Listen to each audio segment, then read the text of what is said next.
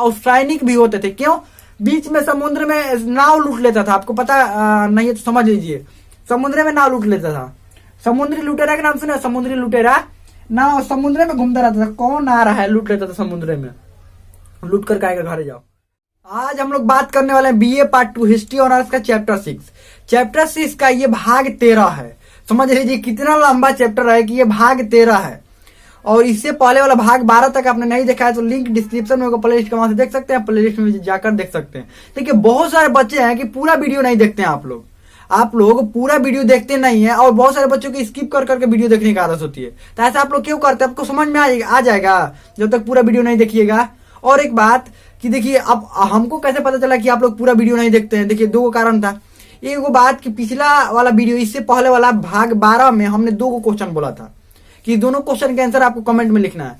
मात्र एक या 2 बच्चों ने इसका आंसर लिखा हुआ है कमेंट में, जबकि देखा है बहुत सारे बच्चों ने देखा है, लेकिन कमेंट का आंसर 1 या 2 बच्चों ने लिखा है। यानी कि बहुत सारे लोगों को तो क्वेश्चन दिखाई नहीं दिया, मतलब सुनाई ही नहीं दिया कि हम बोले कौन सा क्वेश्चन। क्यों? क्योंकि आपने पूरा नहीं देखा है। उस क्वेश्चन को हम अंतिम में बताए थे। आपको पता है कि हम बोले हैं कि हर दिन 2 क्वेश्चन आपको बताएंगे, आपको 2 क्वेश्चन देंगे, आपको कमेंट में उसका आंसर लिखना होगा।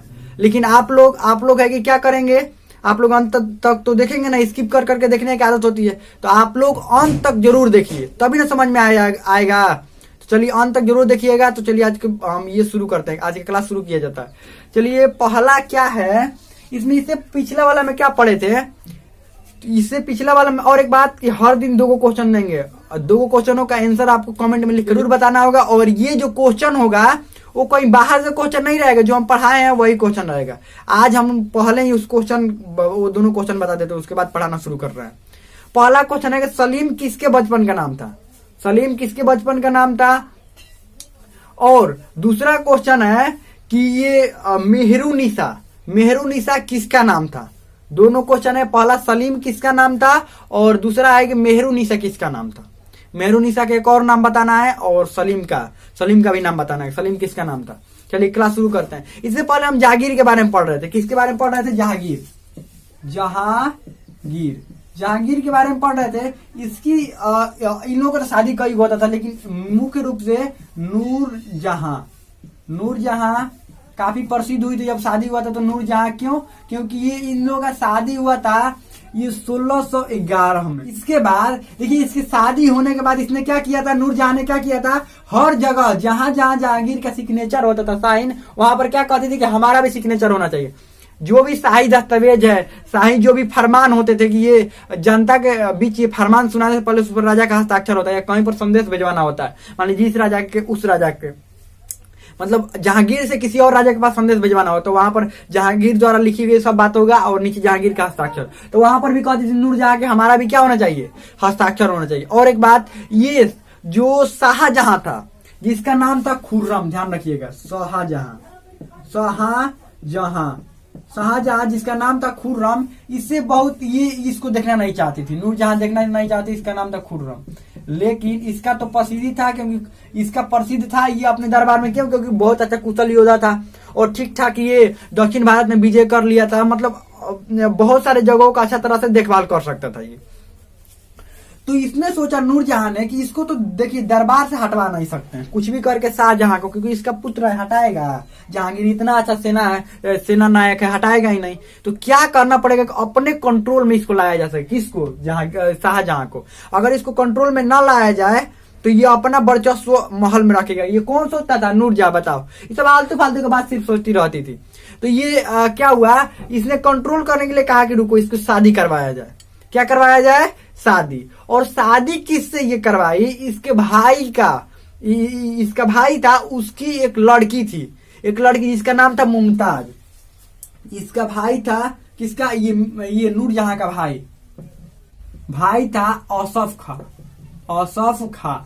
इसकी एक लड़की थी। इसकी कौन थी? एक लड़की जिसकी नाम था, जिसका नाम क्या था? मुमताज। ध्यान रखिएगा, इसका नाम था मुमताज। और मुमताज से इसने शादी करवाया किसका? शाहजहां का। कब करवाया? 1612 में। अब देखिए इन लोगों की शादी अभी 11 में हुई है। इन लोगों के नूरजहां और जहांगीर की देखिए एक के साल में कितना इसका वर्चस्व बढ़ गया। एक साल में कितना बढ़ गया? 1 साल बाद इसकी शादी करवा दी। किसकी? शाहजहां की, मतलब इसी के लड़के का। किसका? पिता का शादी हुआ 11 में और 12 में किसका हो गया? लड़का का शादी हो गया।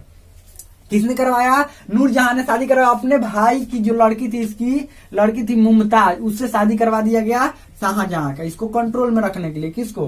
शाहजहां को कंट्रोल में। अब देखिए क्या हुआ, इसने सोचा नूरजहां ने कि मुमताज हमारी बात मानेगी। क्यों मानेगी? कि भाई की लड़की है तो मानेगी ही मानेगी।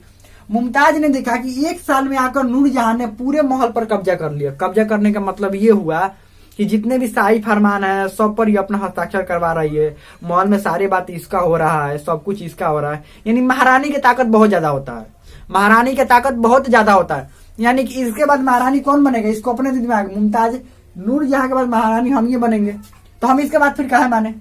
अब जब इससे शादी हो गई है शाहजहां से, और शाहजहां गद्दी पर बैठेगा, तो हम बात क्यों माने नूरजहां का? भी इन आपस में विवाद हो गया। किसके बीच में? नूरजहां और मुमताज के बीच में। ये चाहती थी कि हमारा बात रहे, मुमताज कहती हम बातें नहीं मानेंगे। मतलब शादी करवाई है तो क्या हुआ? इसके मतलब आपका सब बात माने, ये बातें नहीं मानती थी। कौन? मुमताज इसकी बात नहीं। और शादी जब यही करवाई थी ना, नूरजहां ना करवाई थी, तो बातें नहीं मानती थी। इन दोनों के बीच में आपसी विवाद, महल में हमेशा आपसी विवाद चलता रहता था इनके बीच में। चलिए आगे बढ़ते हैं। अब क्या हुआ, थोड़ा धार्मिक नीति इसकी देख लेते हैं। धार्मिक नीति में ये था कि ये सभी धर्मों को समान नजर से देखता था। यानी सभी धर्मों को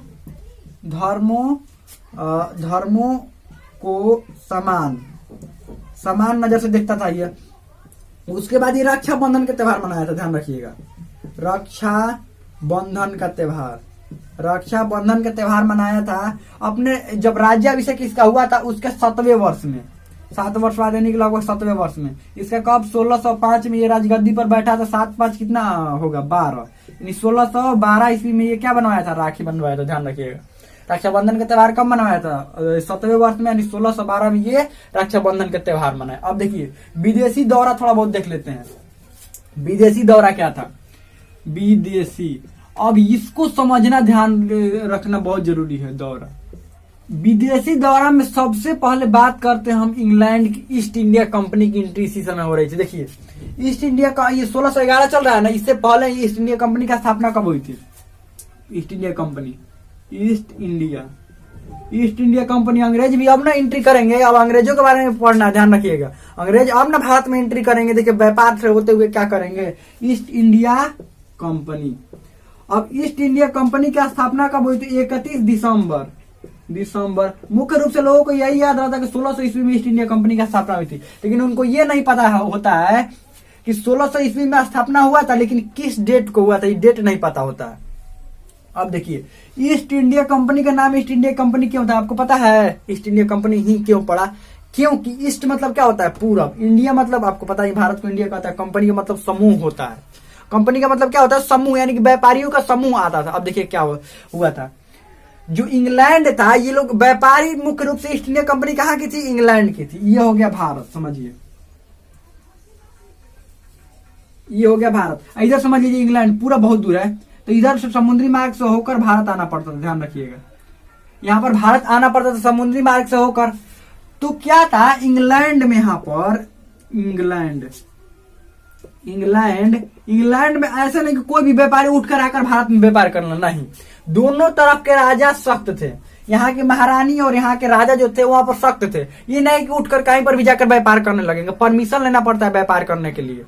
तो क्या हुआ, यहाँ के व्यापारी बहुत दिन से सोच रहे थे कि भारत में व्यापार, पूर्व की तरफ व्यापार किया जाए। इधर से ये पूर्व की दिशा में होता, आपको पता है, मैप देखने आता है आप लोगों ने, आप लोग बताए भी हैं। ऊपर की तरफ उत्तर, नीचे की तरफ दक्षिण, दाहिना हाथ पूरब, बायां हाथ पश्चिम, ये सब बताएंगे। दाहिना हमेशा पूरब रहता है और बायां पश्चिम। और जिस तरफ से ऊपर क्या रहता है? उत्तर, और नीचे दक्षिण।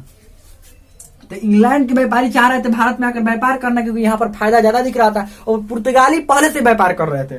पुर्तगाली क्या थे? पहले से, क्योंकि भारत में सबसे पहला पुर्तगाली कौन था? वास्को डी गामा आया था 1498 में। और यहाँ से जो सामान लेकर गया था 1498 में, पुर्तगाल बहुत ज्यादा महंगे दामों पर बेचा था, ध्यान रखिएगा। बहुत महंगे, कई गुना ज्यादा दामों पर बेचा था, जिसके कारण उसी समय से पुर्तगाली नाविक को भारत में एंट्री होने लगी और भारत से ये लोग व्यापार करते थे। मुख्य रूप से मसाला लेकर जाते थे, कपड़ा बनाकर यहीं से लेकर जाते थे, बहुत सारे सामान जो थी वो लेकर जाते थे यहाँ से। तो इंग्लैंड वालों को भी भारत पर नजर पड़ गई। यहाँ बहुत सस्ता सस्ता सब सामान मिलता है। और एक बात, भारत सोने की चिड़िया था ना, भारत सोने की चिड़िया था क्योंकि ये सारे तरह की चीजें मिलती थी।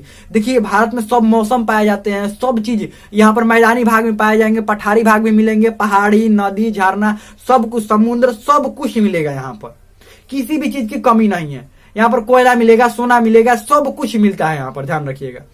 तो इसीलिए भारत को सोने का चिड़िया कहा जाता था।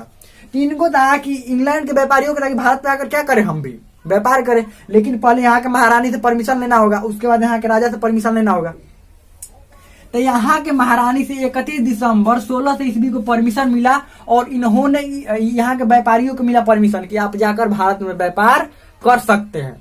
भारत में क्या कर सकते हैं, व्यापार कर सकते हैं। तो इसका नाम रखा ईस्ट इंडिया कंपनी।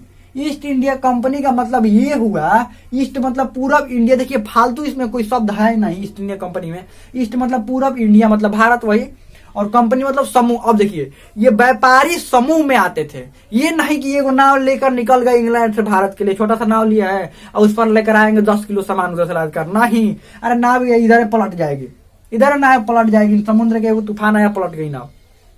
क्या था कि बड़ा बड़ा नाव बनाना पड़ता था और समूह में व्यापारी आते थे। समूह का मतलब 20 गो, 40 गो, 60 व्यापारी, इतने ज्यादा संख्या में व्यापारी आते थे और यहाँ से सामान लेकर जाते थे।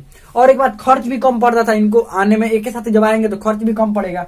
होता है ना कि अगर अपना गाड़ी लेकर जाएंगे कहीं पर, मान लीजिए 10 किलोमीटर यहाँ से अगर यहाँ जाना होगा, मान लीजिए 10 किलोमीटर की दूरी है, अपना गाड़ी लेकर जाएंगे तो यही 50 रुपया लगता है, जबकि बस में बैठ कर जाएंगे तो 10 रुपये में चल जाते हैं ना, बस में 10 रुपये में। ठीक वैसे ही व्यापारी जब थे साथे आते थे तो कम खर्चा लगता था। और एक बात कि उसमें सिर्फ नाव में व्यापारी ही नहीं आते, ध्यान रखिएगा, उसमें हर तरह के लोग रहते हैं। हर तरह का मतलब कि नाव बनाने वाला, अगर नाव बीच में बिगड़ गया तो नाव बनाने वाला भी रहेगा। ये नहीं कि बीच समुद्र में आए, इधर मान लीजिए 100 किलोमीटर इधर आ गए, 200 किलोमीटर, अब पता चला नाव ही बिगड़ गया, जाओ। बीच समुद्र में ना कहीं पानी, ना कहीं, ये पानी तो रहेगा लेकिन पीने वाला पानी नहीं रहेगा, टापू ना कहीं, कुछ नहीं, पूरा समुद्र का तूफान चल रहा है, उसी में नाव बीच में बिगड़ गए। लो, व्यापारी को बनाने आएगा नहीं, तो उसमें कौन, नाव चलाने वाले, नाव बनाने वाले जो होते थे वो औसैनिक भी होते थे। क्यों, बीच में समुद्र में नाव लूट लेता था, आपको पता नहीं है तो समझ लीजिए, समुद्र में नाव लूट लेता था। समुद्री लुटेरा का नाम सुना, समुद्री लुटेरा, नाव समुद्र में घूमता रहता था। कौन आ रहा है, लूट लेता था समुद्र में, लूट कर कहेगा घर जाओ, लूट लेगा सब, कहेगा कि इतना खाली नाव लेकर घर पहुंच जाओ, नहीं तो उसमें मार भी देता था, ध्यान रखिएगा, इतना सब खतरनाक था। तो ये सब व्यापारी समूह में आते थे और यहाँ से मान लीजिए आते थे और व्यापार करके जाते थे। तो ये पहले से सोच लेते थे हमको समूह में आना है, इसीलिए कंपनी नाम रखा है। कंपनी का मतलब समूह होता है। तो सबसे पहले जो भारत में आया था, पहले बात यहाँ से परमिशन मिल गया था, तो भारत के राजा से भी परमिशन लेना पड़ेगा। तो इनको पता था कि भारत में अभी राजा है अकबर, क्योंकि अकबर का नाम बहुत प्रसिद्ध था। लेकिन अकबर की हो चुकी थी मृत्यु, 1605 में अकबर की हो गई थी मृत्यु।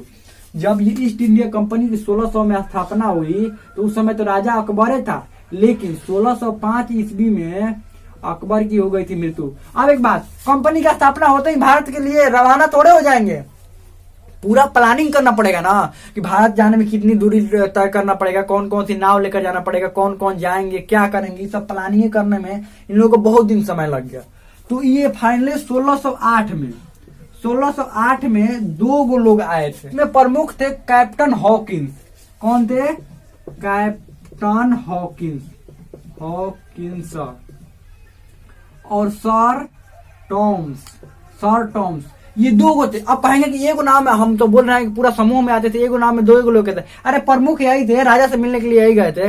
अब ये ना कि पूरा 20-25 लोग लिए हैं, सबको राजा से मिलने के लिए थोड़े चले जाएंगे, नहीं। तो ये सबसे पहले सूरत में आए थे, ध्यान रखिएगा। सबसे पहले कहां पर आए थे, सूरत में आए। तो अब इनको राजा से मिलना पड़ेगा ना। और एक बात, पुर्तगाली पहले से ही व्यापार कर रहे थे, तो इनको व्यापार करने देंगे नहीं। पुर्तगाली पहले से ही देखकर इन पर गुस्सा थे, किन पर, इंग्लैंड वालों पर। लेकिन ये आगरा पहुंचे और अकबर के नाम से वो संदेश लेकर आए थे। अकबर के नाम से संदेश लेकर आए थे, लेकिन पता चला कि अकबर की मृत्यु हो चुकी है। तो अकबर के नाम से अब इनको मिला, ये लोग किससे मिले, जहांगीर से ये दोनों मिले और इन्होंने फारसी में बात किया जहांगीर से। तो जहांगीर बहुत खुश हो गया। जहांगीर जब सुना फारसी तो बहुत खुश हो गया, करी तो फारसी में बात कर रहे हैं। और हम ही लोगों के पास में कोई अंग्रेज आकर इंग्लैंड से, पता चला कि इंग्लैंड से आया हुआ है और हिंदी में बात कर रहा है, तो कि हम कितने खुश होंगे। हमारे और भी भाषाएं जो भारतीय भाषाएं हैं उसमें बात कर रहे हैं तो हम खुश होंगे ना, करी तो हम लोगों के जैसा ही बोल रहा है। जबकि ये आए कैसे, क्यों? तो व्यापार करके भारत पर कब्जा करने के लिए आए थे। अब तो और आगे बताएंगे सब क्या करना आए थे। शुरू में ये लोग क्या कहते थे कि महाराज हमको परमिशन दे दीजिए, हम छोटा सा एक जगह में क्या करेंगे, व्यापार करेंगे।